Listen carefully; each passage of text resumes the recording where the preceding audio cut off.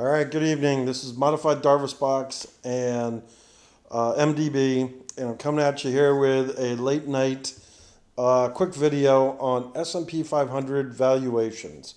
Because apparently, if you watch the futures tonight, oh, by the way, it's 10 p.m. tonight. Apparently, if you watch the futures tonight, the world is panicking. You got the S&P 500 is trading now about 52.74, off about 72 points, and the Nasdaq is off 400 and something. So people are frightened and talking about a crash. All right, well, let's get into a little bit about valuation and how you can analyze the S&P 500 and develop a target. Gee, where is the market headed to based on valuation? Okay, right before I get into this, whoever doesn't know who I am, you got to watch my weekend review videos. You'll learn more. I did a breakdown of this a little bit on the weekend review, which I posted yesterday on Saturday, August 3rd. And this one, I want to talk a little bit more about it because, again, people are panicking. They're panicking out there, or at least highly concerned. About me, I'm a trader, investor, independent who came up with a very unique investing and trading system.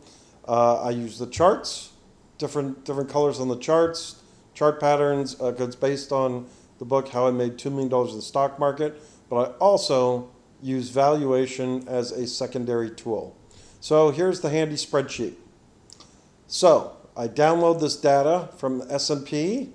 And the latest data which I downloaded was July 31st. And this is raw data. You won't find this anywhere else on Twitter because nobody looks at raw data. They post charts, they post this and that. But if you look at the source info, it all comes from various random sources. This is from the source right here. We've got a breakdown of S&P 500 estimates in the future and also the current quarter right here. So you know what? Why look at other things when you can look at the source? So the latest data as of July 31, that was 5 days ago. We'll probably get some new data later this week. And the index currently is 57.6% reported. And we closed on Friday at 53.46.56. And let's verify that. 53.46.56. Yep, we're looking good. So, we are in the midst of a sell-off. 3 weeks ago, we had a pink bar warning signal, and it looks like it triggered activated bearish, and the Nasdaq is similar. Let's just show you here. The Nasdaq had a much clearer signal. There we go. Nasdaq had a much clearer signal a month ago. Either way, if you know a thing or two about signals, you know that that's a sell signal. Well, not a direct sell signal. It's a be prepared signal. And then the signal triggered on the line there, and now it's been bearish ever since. If you sold around 18,267 or thereabouts and went short. And if you did that, you're up about, 1,500 points since then. Okay, back to the S&P 500. So if you took this sell signal, well, you probably shorted it or sold around, call it 5,500, right there. And now it's at 53. Now it's at 52.76 or whatever. Yeah, you're up a couple hundred S&P points. Yay. Okay, back to the valuation. So we closed here at 53.46, and the latest data on forecasts is right here. The S&P 500 is forecasted to earn $52.13 per share this quarter, and continuing on a nice upwards to the point where it's forecasted. And remember, forecasts can change. It's forecasted to earn $67 a share by December 2025. That's amazing. Because if we go back in time to the beginning of this data set, back here in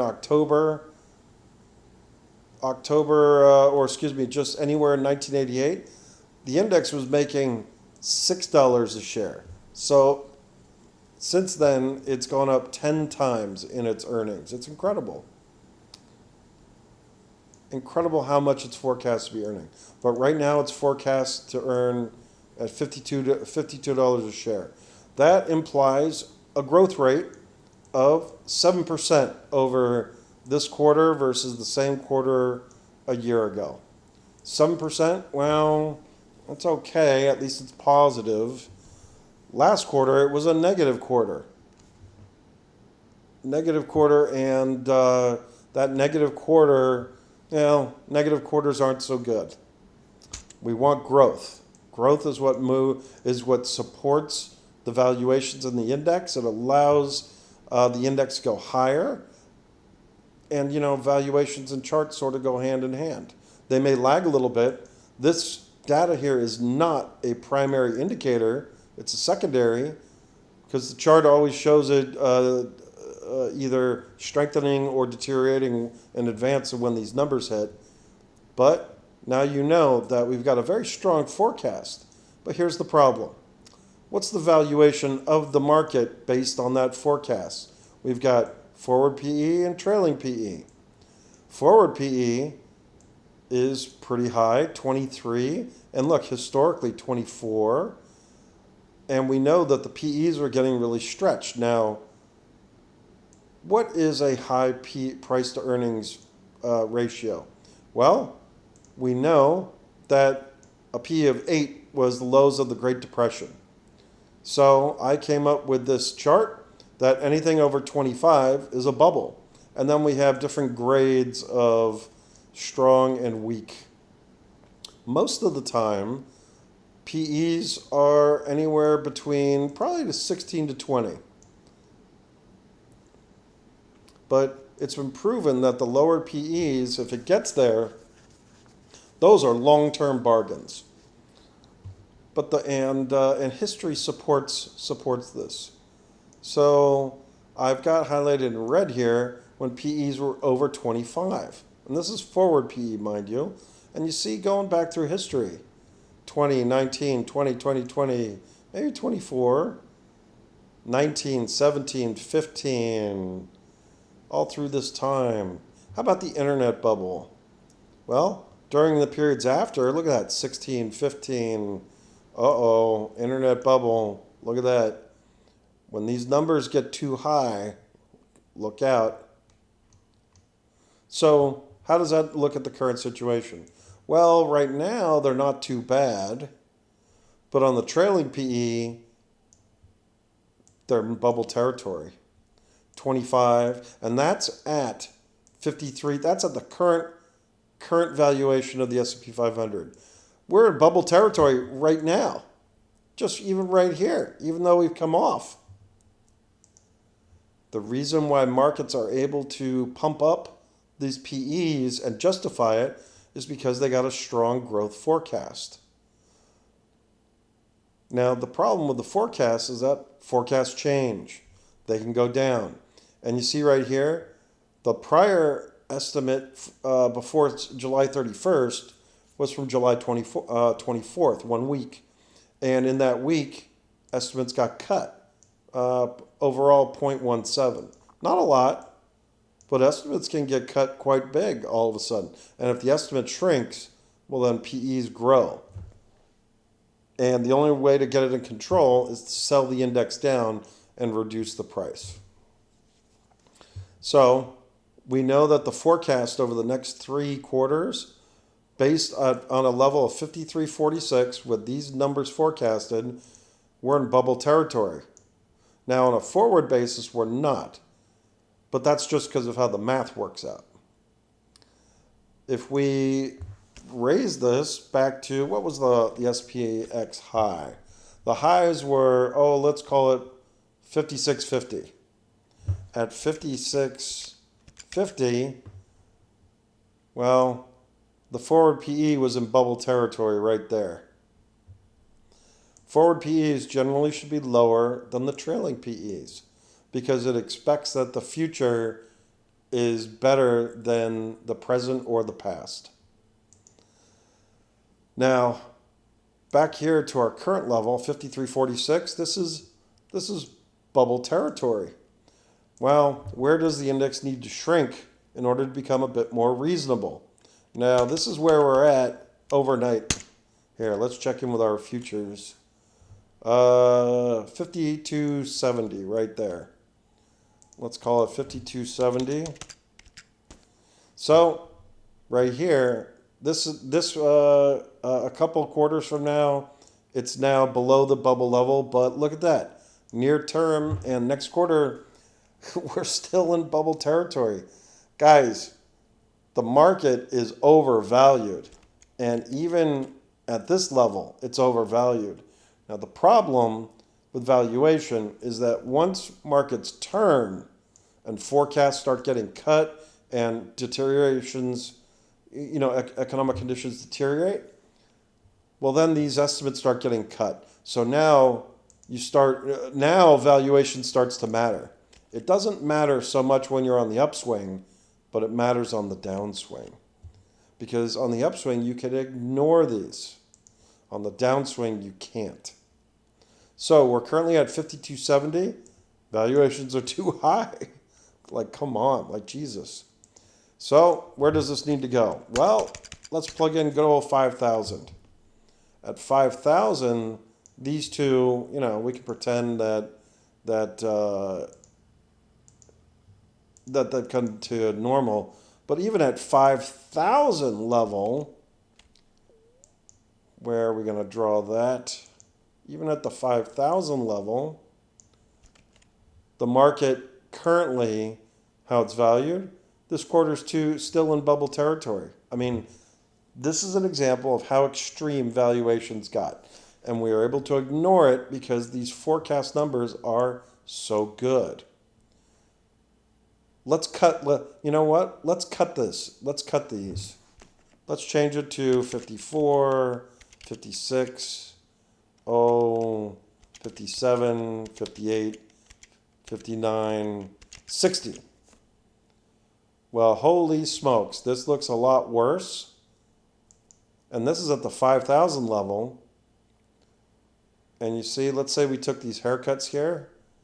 Well, is valuation still good? No, maybe we got to go down to 4,500.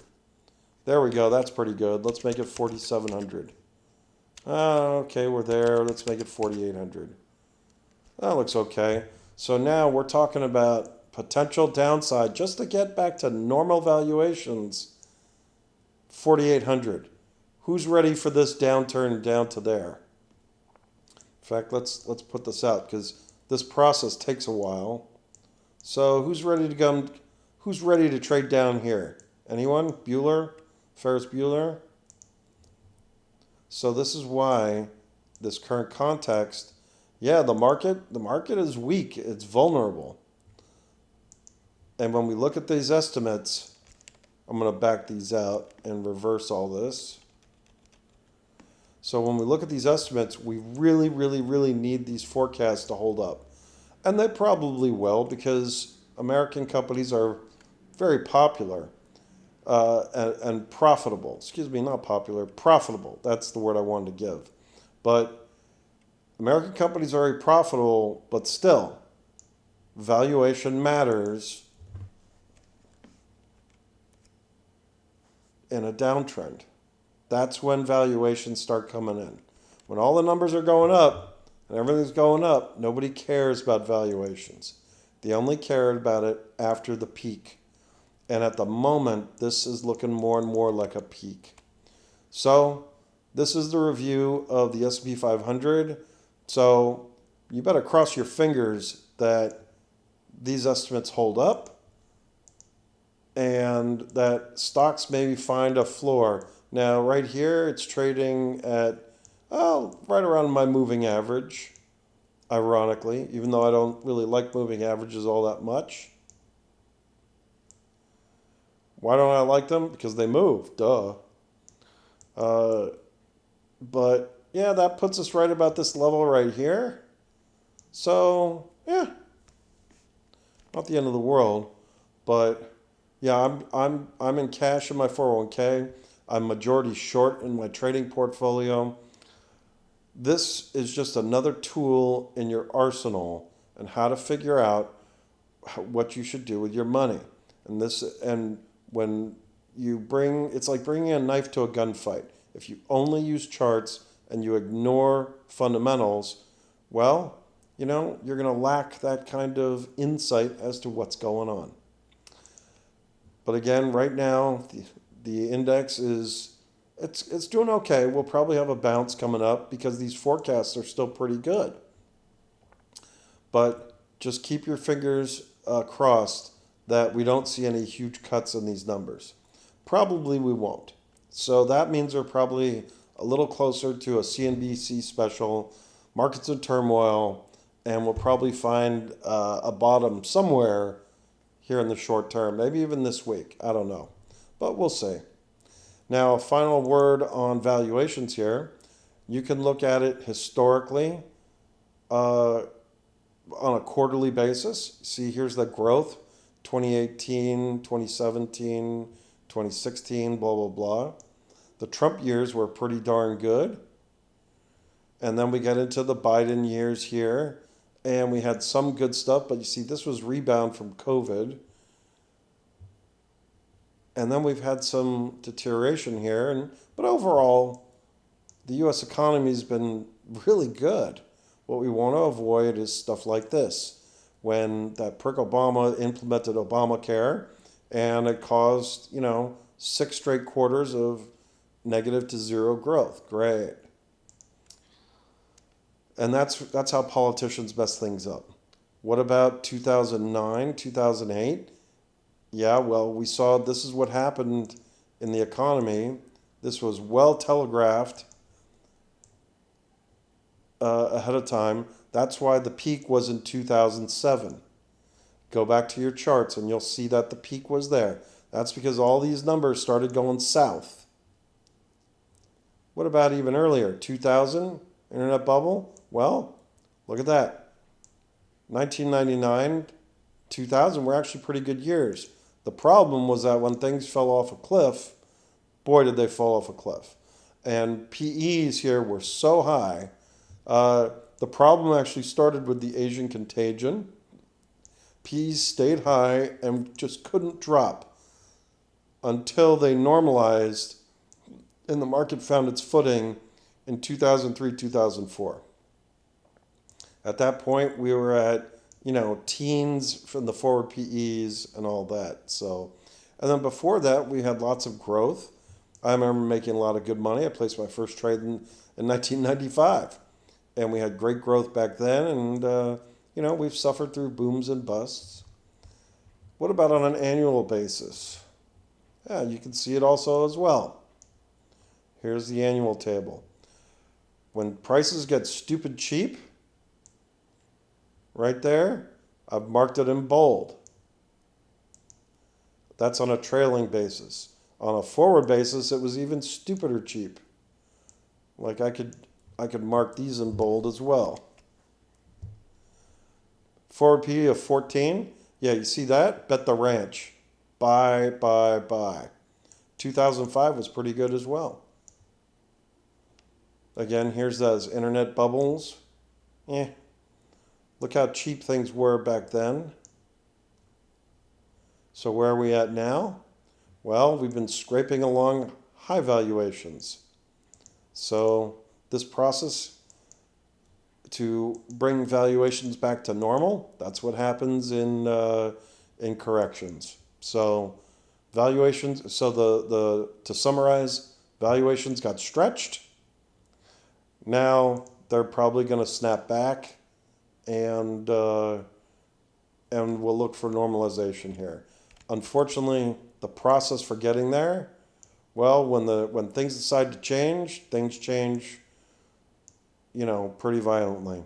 So we'll see what happens tomorrow. Anyways, wanted to put out this video on S&P 500 earnings and how it looks for the current index. And by the way, I'm definitely hoping we don't go down to 4,800. That doesn't, but at least, now you have some knowledge about, is it going to enter here? Is it going to enter here? Is it going to end up here? and why it might land at the points that it does. So I hope you enjoyed this video. Have a great week trading.